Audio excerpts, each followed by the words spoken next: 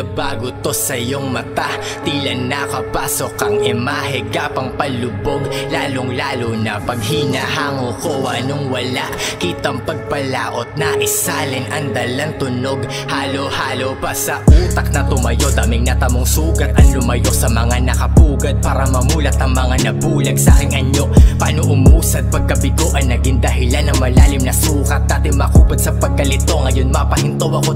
Di na makas baby, walang modo sa agpro hanggang maded. Lagi pagmamalaki at dala, wala akong pake sa mga putapets. Nila kakahuyan, kayo kakasiba ko, palaging palag sa trouble set. Di ko maitanggay na sabi ko marne at kumatay, matik double dead. Di ko maitanggay na sabi ko marne at kumatay, matik double dead. Ito yung nasyong, limuwi na ka na magkakakolabo kami sa mga banatan. Pag nagsimulang magbaga mga katagang ginamit, alam mo naman na talagang wala nang awatan. Kinamad ang mga bara parang balaki nasa, para malaman nyo kung ano nga ba ang kaibahan. Pagkat di mo na masukat mga linya mapanugat, kung hindi mo maabot at tumakili ka na lang. Hindi to banta pagkat puro pasulong, mga alipat ang nilagay ko sa mga tula.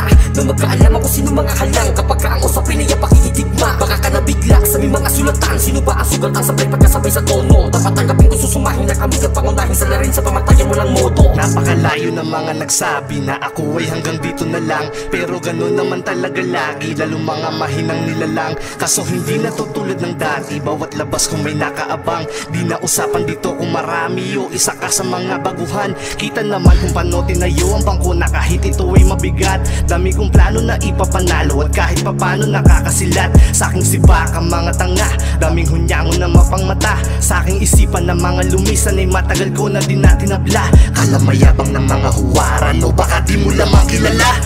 Yoko manggago, kasosawan ako. Akalang nagbago aking pagkatao, mula sa tula kong may mga kulabo. Kasama pandayong akalang kalmado, hindi nagpatalo't hindi nagrason. Kaya wag magtanong ba't nandito ngayon. Hindi nagpatalo't hindi nagrason, kaya wag magtanong ba't nandito ngayon. Ito yung nasyong, limuwi na ka na magkakakolabo kami sa mga banatan. Pag nagsimulang magbaga mga katagang ginamit, alam mo naman na talagang wala nang awatan. Kinamad ang mga bara parang balaki nasa, para malaman nyo kung ano nga ba ang kaibahan. Pagkat di mo na masukat mga linya mapanugat, kung hindi mo maabot at tumakili ka na lang. Hindi to banta pagkat puro pasulong, mga alipat ang nilagay ko sa mga tula.